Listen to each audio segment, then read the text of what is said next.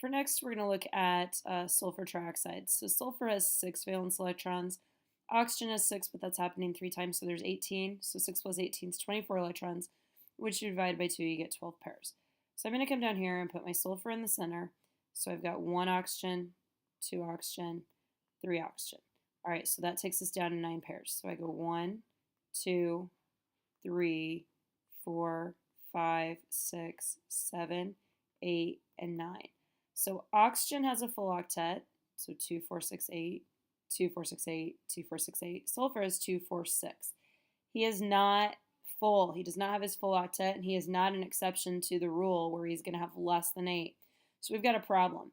We can't just add new electrons on there. We've got all the electrons we need.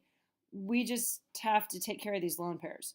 So these lone pairs are basically going to say, hey, we can double bond right here. Okay? So then that gives sulfur 2, 4, 6, and 8, and oxygen still has 2, 4, 6, 8. So the double bond could be here. The double bond could be here, or the double bond could be here. This is what's called a resonance structure. So try to erase this really quickly and show you what we're going to do. So what happens then is we could have a double bond here, we could have a double bond here, and we could have a double bond here. So it shows us if the double bond's here, then this is actually a set of lone pairs, and so is this. If the double bond's here, then these two are lone pairs, and so on and so on. So this is what we call a resonance structure. So if you're asked a question that says which of the following would form a resonance structure, then there you go. And that just tells you that there's multiple ways that this could be drawn. So even if there is a double bond here, you still only have one bonding site, and another. So we've got a central atom and 3 things branched off of it. No lone pairs. So let's look for one that has 3 off a central atom, no lone pairs. Trigonal planar with 120. So I come back and I'm going to say this is trigonal planar, and it has an angle of 120. All right, last thing. This is nonpolar because, like I said, even though it's a double bond, it's still just one place. It's one bonding site here, so we're not going to worry about it. So this is nonpolar. Nobody's winning in the game of tug of war. And then in terms of hybrid, S, P1, P2, sp2. So this would be your resonance structure. So anytime you have multiple places that you could put a double bond or triple bond, it's going to form a resonance structure. All right, so the next one, sulfur hexafluoride. I have 6 for sulfur, 7 for fluorine, but times 6 is 42. There's 48 electrons, which is 24 pairs. Okay, and I'm going to actually do a new slide for this because I think I'm going to run out of room. So I'm going to go 1, 2, 3, 4, 5, 6. So there's my 6 fluorine. Now if we go back, we should see, hey, we had 24 pairs here. So 24 pairs. We've got 1, 2, 3, 4, 5, 6, 7, 8, 9, 10, 11, 12, 13, 14, 15, 16, 17, 18, 19, 20, 21, 22, 23, and 24. There's our 24 pairs. So all the fluorines have 8. They've got 4 pairs, so we can tell that's 8. We don't have to count them up. Sulfur's got 2, 4, 6, 8, 10, 12. We have what's called an expanded octet. So if you have a question that asks you which of the following substances has an expanded octet, then this would be the answer to that question, your expanded octet. So we've got a central atom with 1, 2, 3, 4, 5, 6 things branched off of it.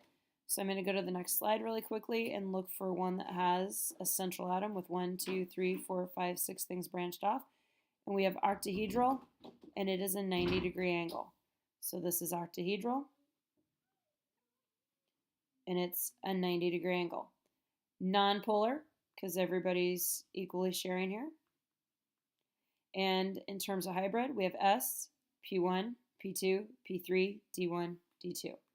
He's an sp3, D2. So if you were asked a question, which of the following would have an expanded octet, this is what you're looking for when you draw your picture. You're looking for a central atom that has more than 8. So that's an expanded octet.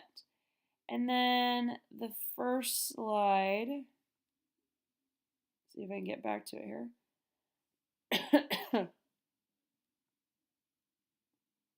maybe not. There we go. Okay, and the last thing that we're looking at is pH 3. So for this final one, we know that phosphorus has got 5, hydrogen has 3, because there's 1 and there's 3 of them. So there's 8 electrons, which is 4 pairs, and I can fit this on here. I'm going to go 1, 2, 3, but there's a 4th pair, and that one's going to go on the central atom.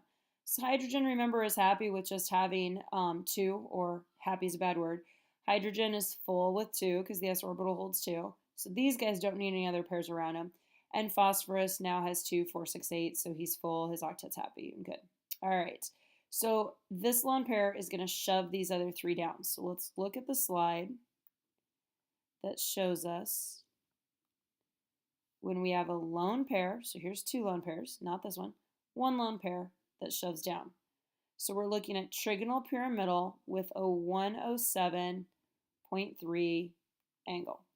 So this is trigonal pyramidal.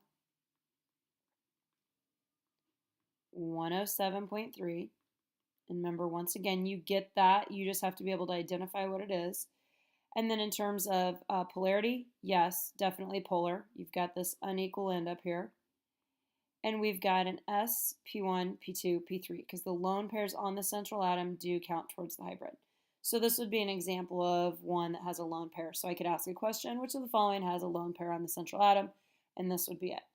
So there was kind of a quick little tutorial on your molecular shapes. So as you're going through QIA, take my advice, do the shapes first and then see what comes out of it. And then see if there's questions. If something pops up and you're like, how in the world did she get that answer? Screenshot it to me, send it to me, and I can show you where I got it and how to do it.